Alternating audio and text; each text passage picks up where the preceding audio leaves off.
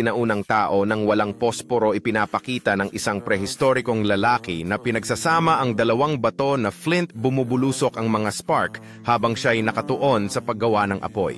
Matapos ang ilang mga pagsubok, maingat na humihip ang prehistorikong lalaki sa mga usok mula sa apoy, may ngiti sa kanyang mukha habang pinapalakas ang munting apoy na katayo, kasama ang mga kaibigan sa paligid ng nagliliyab na campfire sa ilalim ng bituin.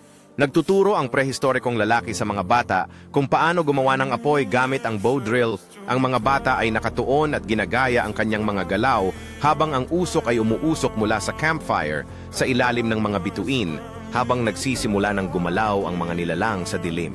Nagdiwang ang komunidad ng prehistoriko sa paligid ng apoy, nagsasayaw at nagkukwento habang ang mga spark ay lumilipad sa himpapawid, nagbibigay ng mahiwagang kapaligiran sa mga natutuwa na miyembro ng kanilang komunidad. Habang nagkakaroon ng pagsasama-samang mga kasanayan, ng prehistorikong lalaki ay gumagawa ng bagong kagamitan mula sa bato at kahoy, masusing nagtatrabaho sa pagtsisel ng mga magaspang na gilid upang makalikha ng matulis na talim. Ipinapakita ng prehistorikong lalaki ang paggamit ng bagong kagamitan sa komunidad. Ipinapakita kung paano ito magagamit sa pagputol ng karne at paghahanda ng pagkain habang ang mga tao ay abala sa panunood at may bagi na mga mata.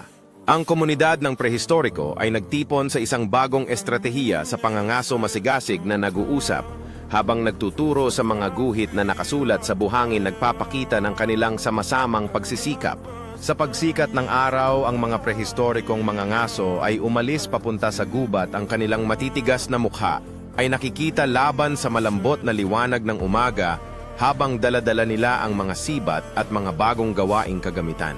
Ang mga ngaso ay maingat na gumagalaw sa ilalim ng mga sanga, masusing nagmamasid sa kanilang paligid habang naghahanda para sa isang posibleng paglitaw ng laro, isang matinding sandali kapag ang isang usa ay lumalabas mula sa likod ng mga puno. Sa isang nakakakilig na eksena, ang mga ngaso ay sabay-sabay na nagtatapon ng kanilang mga sibat patungo sa usa. Ang mga kalamnan nila ay nakatutok sa pokus at katumpakan habang pinagsisikapan ang matagumpay na panghuhuli.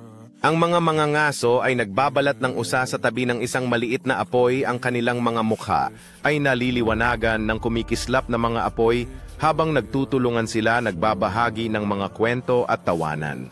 Sa takip silim, ang mga ngaso ay nagbabalik sa kanilang nayon, may dalang mga nahuling usa sa mahahabang poste. Ang kanilang mga ekspresyon ay nagpapahiwatig ng tagumpay at pagkakaibigan habang naglalakad sila sa ilalim ng mga puno. Ang mga tao sa nayon ay nagtipon sa paligid ng malaking